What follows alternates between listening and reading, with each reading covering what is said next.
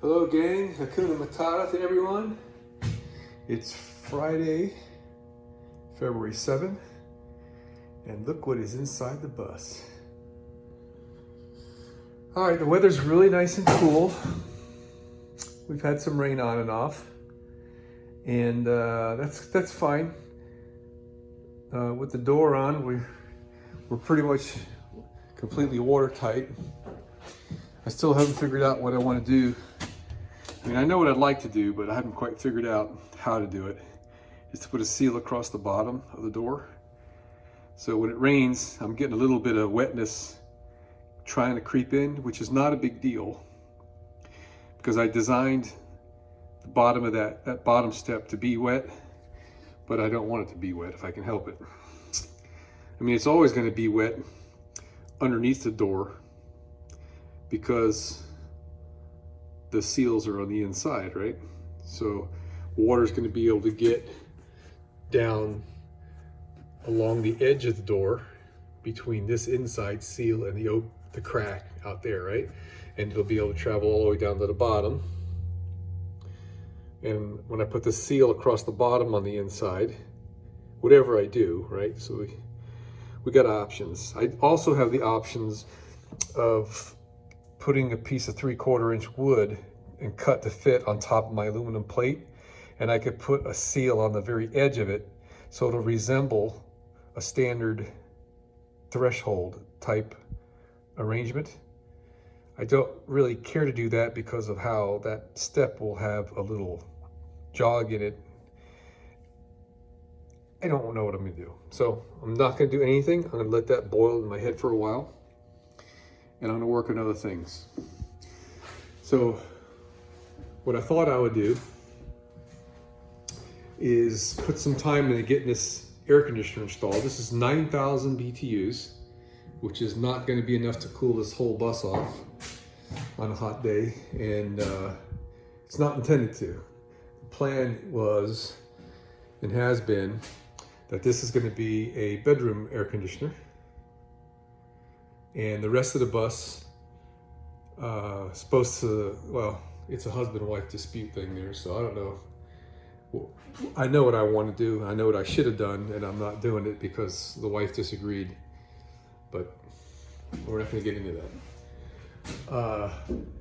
So that air conditioner unit is going to be installed across here, and I want to put the ceiling in before I put the piece of plywood across here that the air conditioner is going to be installed on.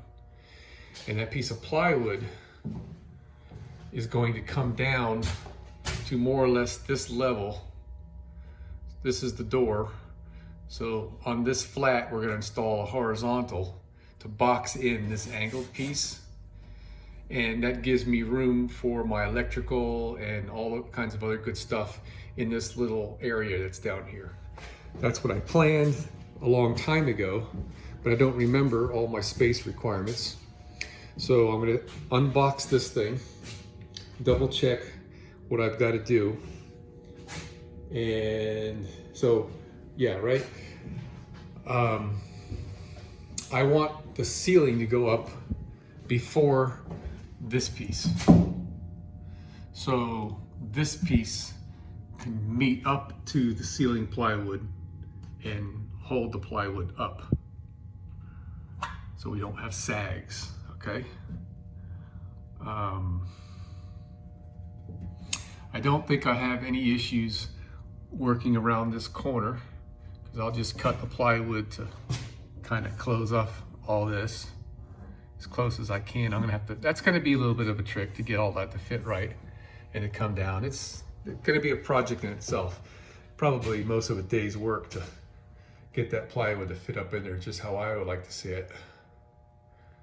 And also, I'm thinking I'm gonna put a 1x6 on the bottom.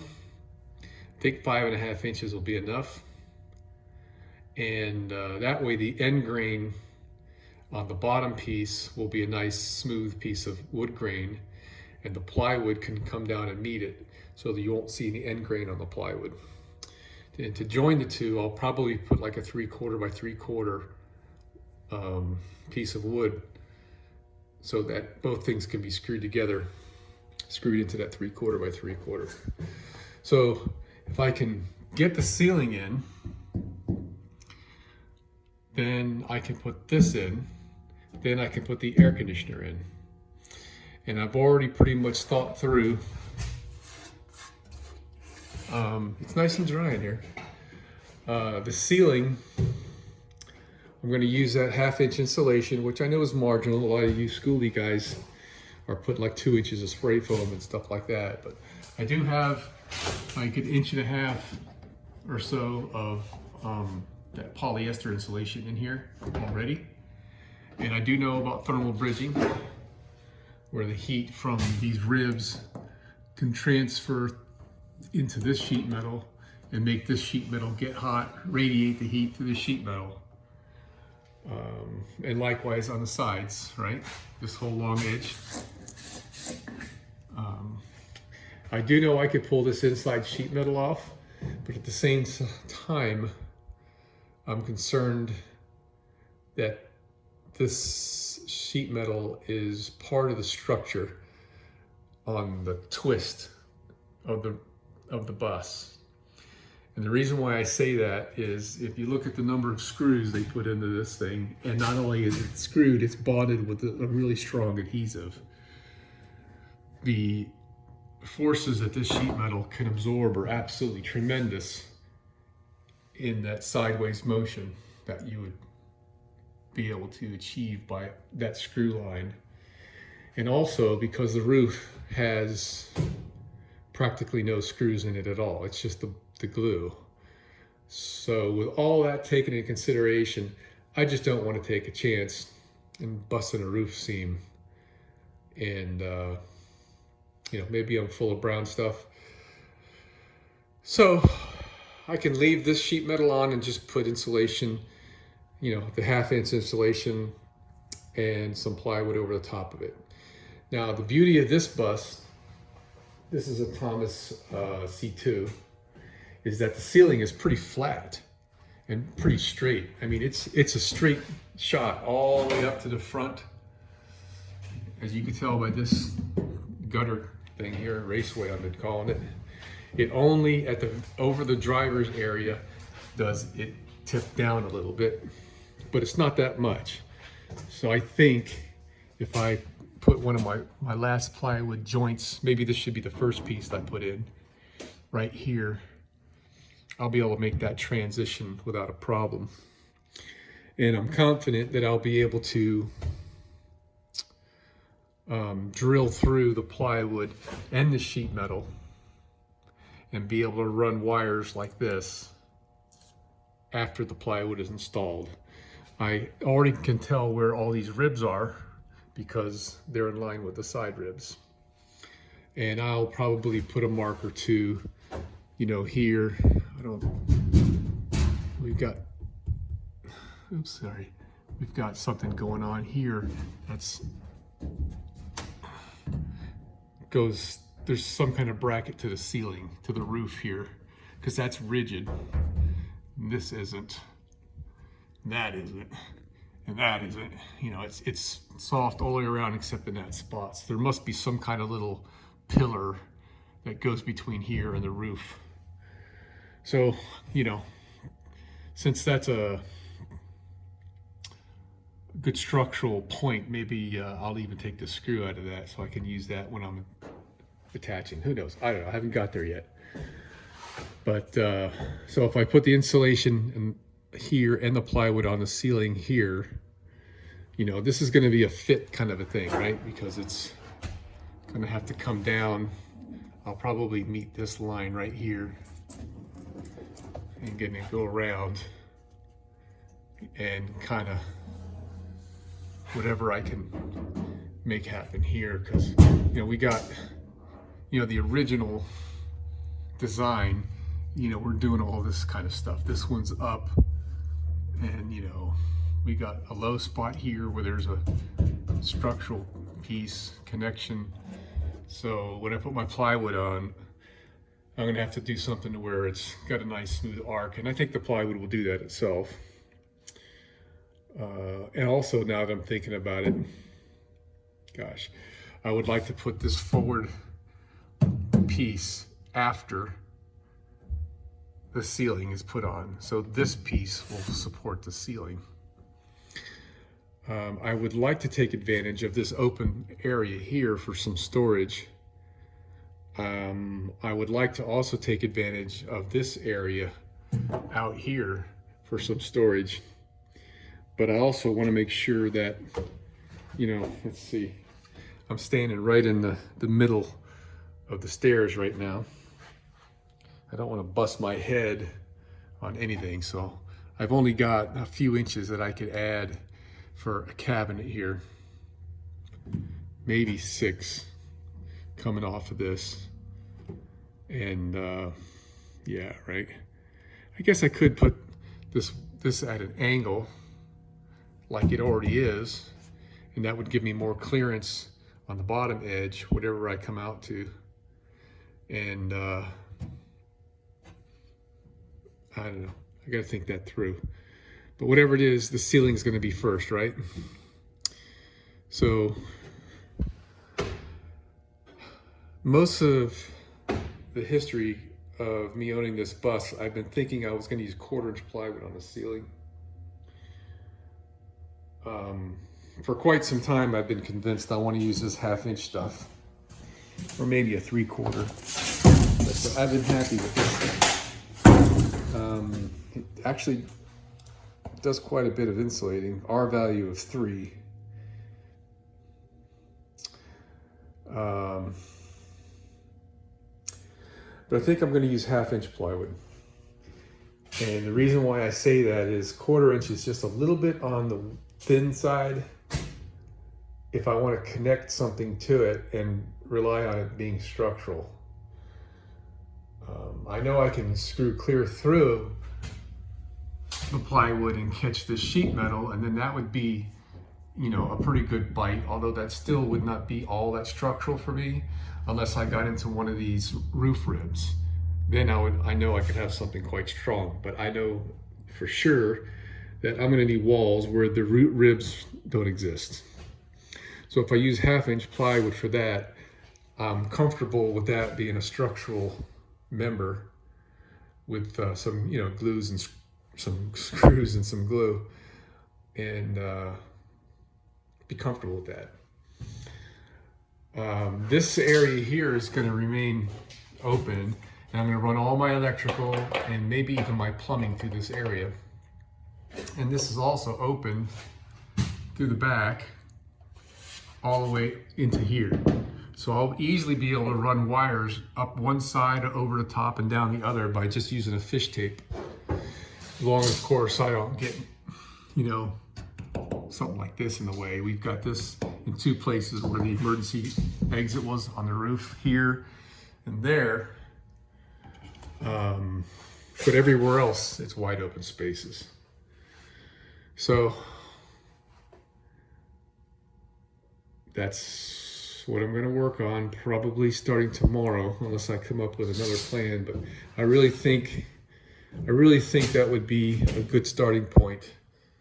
I'll feel some momentum on the work that I'm doing, and that'll be great. And I can accomplish getting that ceiling in and this air conditioner in the back relatively easily, I think. And yeah, this front air conditioner, I can lower it down, put it on a table like this one, or maybe even on the floor on some blocks or something, while I'm working on the ceiling, and then reattach. There's enough room here already. It's got pretty much a 1/2-inch space, so we only need about another 1/2 inch in order to get this attached with the plywood there and have it look nice. So it'll take a little bit of figuring out, but I'm not concerned about that. I'll be able to do that just fine. So yeah, I think that's what we're gonna do, start on the ceiling. Okay, so this is the top, and this is the hanging bracket that's going to go on the back wall. And I can't do this with one hand, but I just sized this up on the back wall like I had done a year ago or so when I bought the thing. There's going to be that overhang I was talking about earlier, from here down to here, which is about 5 inches or so.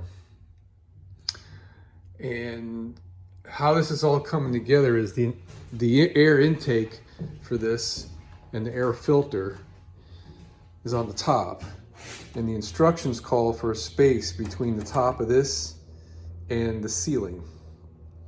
I forget what it is. I'm not going to achieve what they've called for, but I'll get close.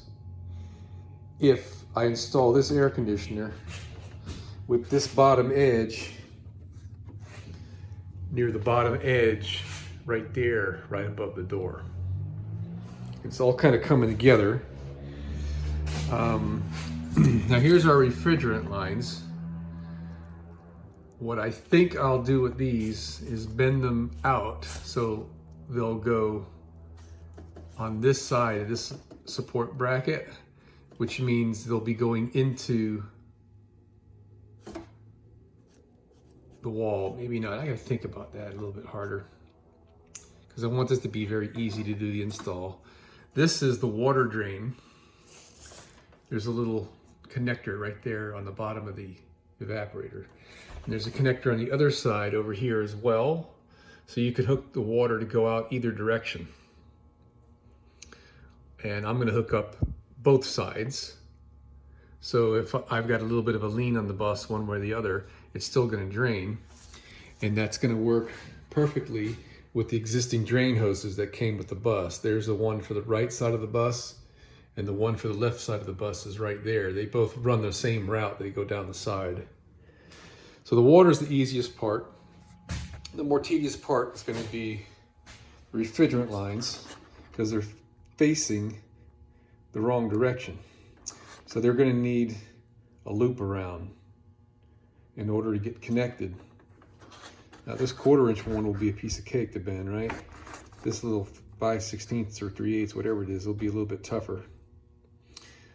And they didn't give me enough length to make an easy bend. So what I think we're going to be doing, I guess I'll do that in the middle area here, is having these refrigerant lines, which are the same diameters as what we had there, run up this corner and come into this box and then loop around, right? I got this whole length here to work with and loop around, so that'll give me ease of making connections and whatnot. And then, yeah, I just have to figure out how I'm going to do that because it's not going to want to move. But yeah, that's the plan on that. So I'm just kind of scoping this out so I can be ahead of the game. You know, I have options here. I can work this going that way, or I can come around and just bend these out this way and go that direction. Which reminds me, when I was thinking about this design earlier, I wanted that bottom piece of wood to be removable to give me access to make all these connections. I'm glad I thought about that. I think I'll take a Sharpie and write that on the thing there so I don't forget. But anyway, this thing fits up there like a gem. So I'll put this back in the box and start to come up with some installation plans for how that back wall is going to go and make sure that the whole ceiling deal is going to do what it needs to do.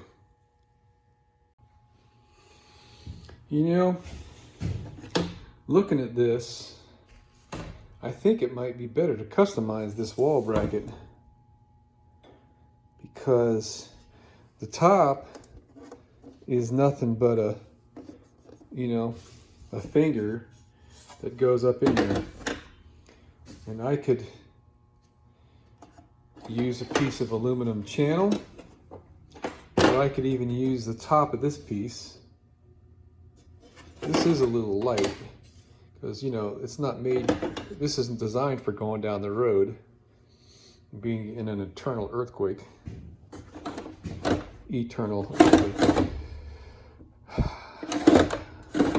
But what I'm looking at is, for ease of installation, if this bracket is on the wall, that's going to make my tubing connections more difficult, because this guy is going to be in the way of my idea of having, you know, a big open spot.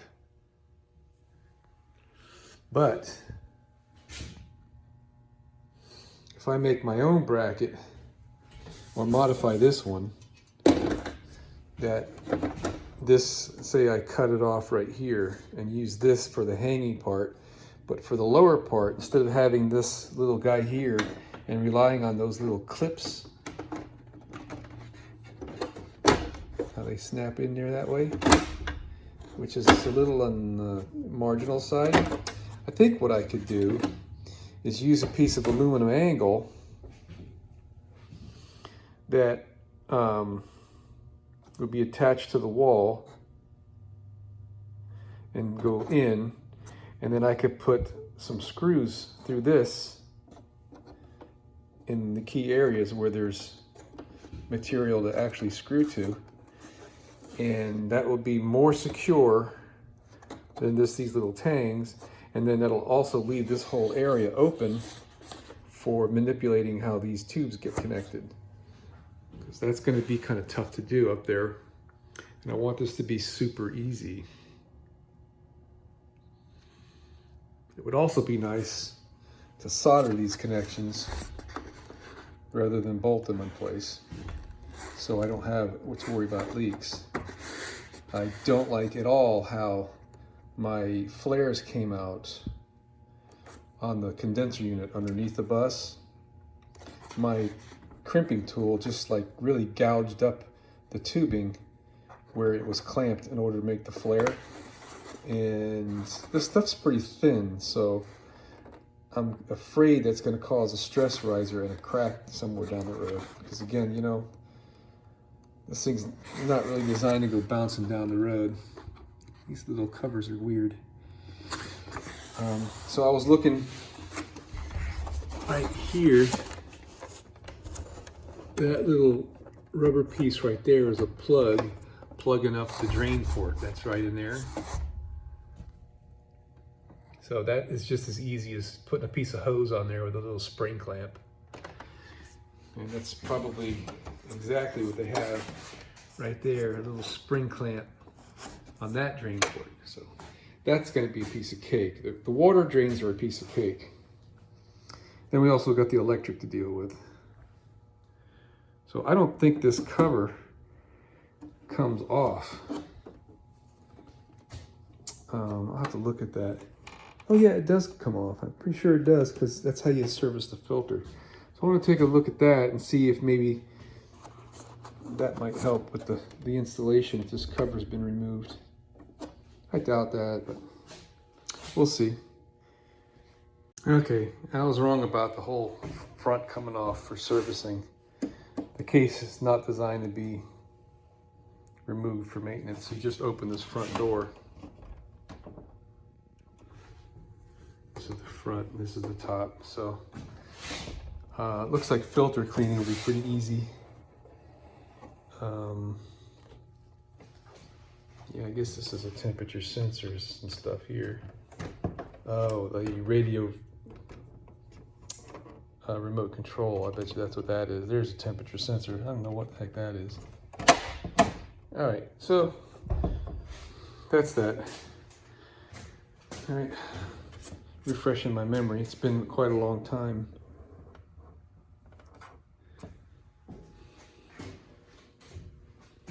Great. I'm getting to see how the process is for these. I've never installed one of these, so I'm learning.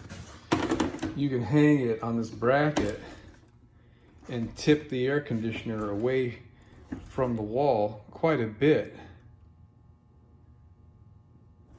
right?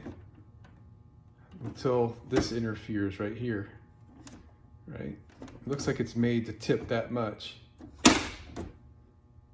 So you can then do your plumbing and whatnot with this thing pushed away from the wall. Okay, I like that. You still want to leave, you know, a rather large oval opening that'll be in this area, right? So that way that connection area will be a little easier to work on.